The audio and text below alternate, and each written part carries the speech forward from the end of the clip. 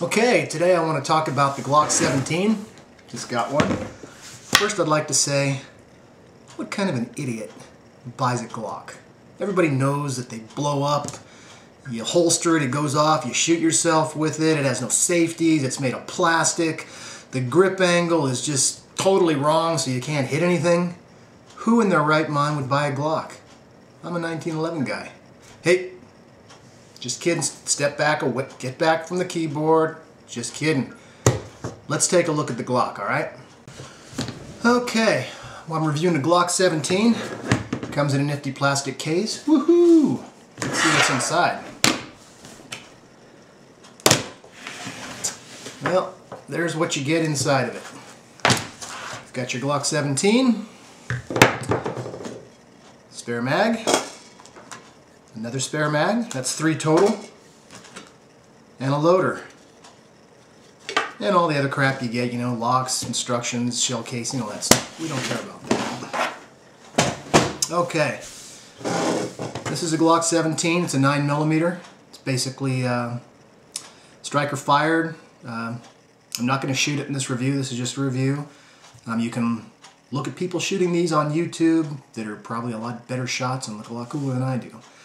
Anyway, this is a Gen 4 model. Holds 17 rounds.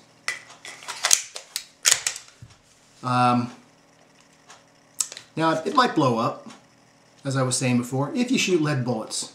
It's got hexagonal rifling in it, and even in the instructions it says not recommended to use lead bullets, so don't do that. The grip angle is fine, okay? If you can shoot, this grip angle is fine, okay? Safeties, it doesn't have a manual safety like a 1911 or a lot of other handguns out there. But you know what? What is a safety? A safety is basically something that's just designed to keep your handgun from going off. You know, if you drop it, get in a fight, it goes flying across the parking lot, holster it, doesn't blow your own leg off. That's what a safety's for. This gun has been around for 25 years. It's been torture tested. It's safe, okay? If you had a manual safety, well, if you remember to put it on, you'd be okay. But if you can't remember to keep your finger off the trigger when you reholster, well, then I guess, you know, safety's not going to help you. So remember, we keep our fingers off the triggers and we don't have anything happen. That's about, you know, just covered all the negatives that we've heard on the internet about it. And it's a great gun. The only thing I can say about it is that I don't like, features I don't like, it has plastic sights, which I think, I don't know. If you dropped it on the sights, I would expect them to break off, but I don't know. You know, Gaston Glock is a plastic guy, not a gun guy, so maybe they're tough. I don't know. You get 3 magazines with it, which is cool. There's a lot of pistols out there. You only get 2, or, you know, like Springfield's with their new 5.25. They're saying, oh, for a limited time you get 3. Well, you got 3 with the Gen 4, so that's cool. This reloader here, it's thin, but it works. And when you try and get the last, these hold 17 rounds, when you try and get the last couple, 16 and 17 in here, you're going to need that loader, at least with my thumbs, because it is just a bear trying to push those down. Just a bear. Field stripping is really simple. You know, cock it, let the slide come forward, and then if you can see right here, there's a lever. There's one on either side. Well, you just pull them down while pushing the slide out of battery. Now this is how the instructions show you to do it. You hold it like this, so you can move the frame forward just a touch, and then you pull down with your other hand as you pull back, and that's all you have to do. And then let it go forward again. Depress the trigger, voila, it comes in half. Okay, now the Gen 4 you probably heard had some problems with the recoil springs being too strong. Glock's corrected that. Mine's marked with a number 4. The other ones I believe are number 3s. You can see the end there. It's got a captured recoil system. Okay. And that's field stripped for cleaning. That's all you need to do. It's real easy, real quick. The frame has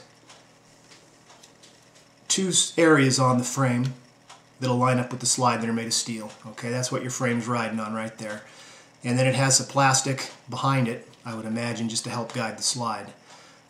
It's all made out of stamped parts. There's nothing machined in there. I mean, this thing, it doesn't weigh anything.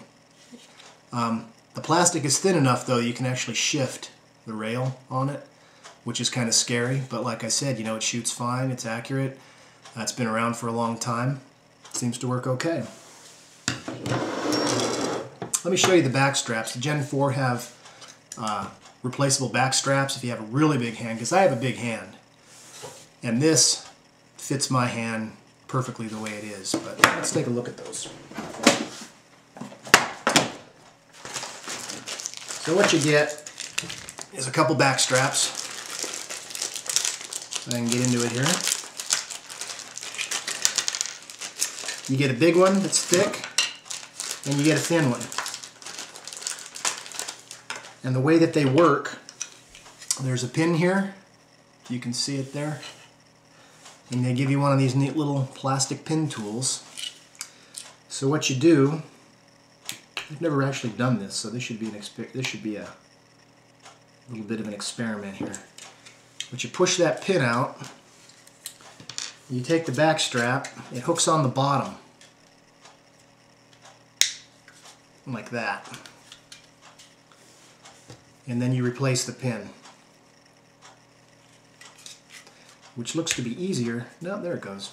I'm not going to push it in all the way because I'm going to take that back strap off, but that would be the thick back strap, and with my hand I could still fire it with that. There's a gapping hole here, which in the butt here, a lot of people put a butt plug in there. Haha. With the Gen 4, if you use the back straps, you can't do that. I've heard it said that this will fill with debris, which of course if you're carrying lint, stuff like that builds up in the guns. I've seen that. But I don't think that's going to get up into the action.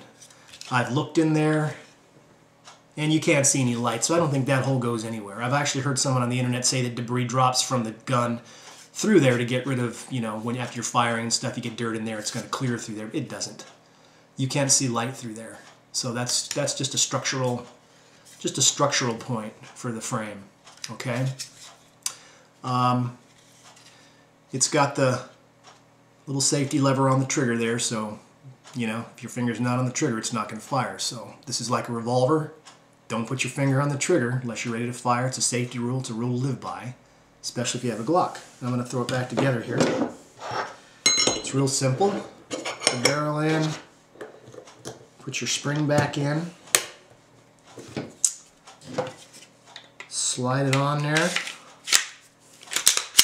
And that's all she does. That's all she does. That's all you do. And there it is. Glock 17. It's fairly accurate. It's a combat pistol, so it's not target accurate. I'll show you a target that I shot with at 3 different ranges. Hold on a second.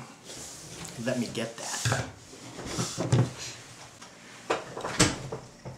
Okay, let's take a look at that target I promised you.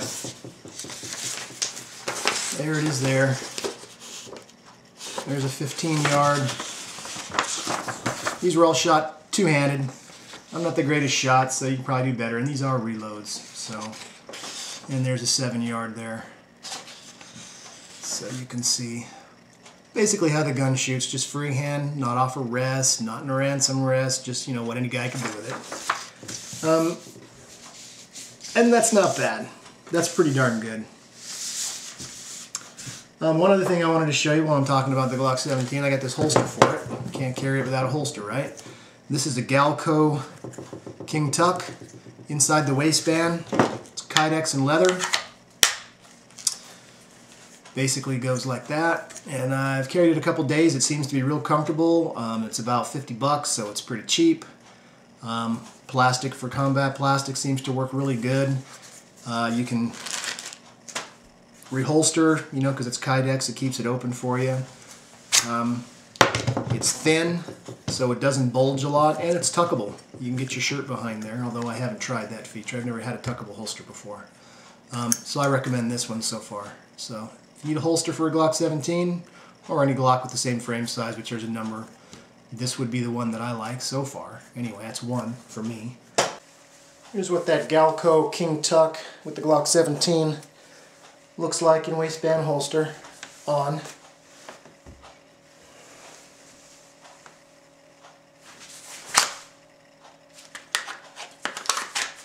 Works pretty slick. Check it out. So anyway, the Glock 17, pretty good. If it fits your hand, I can't see anything wrong with it. It's nice and light. It's good to go. Thanks for watching.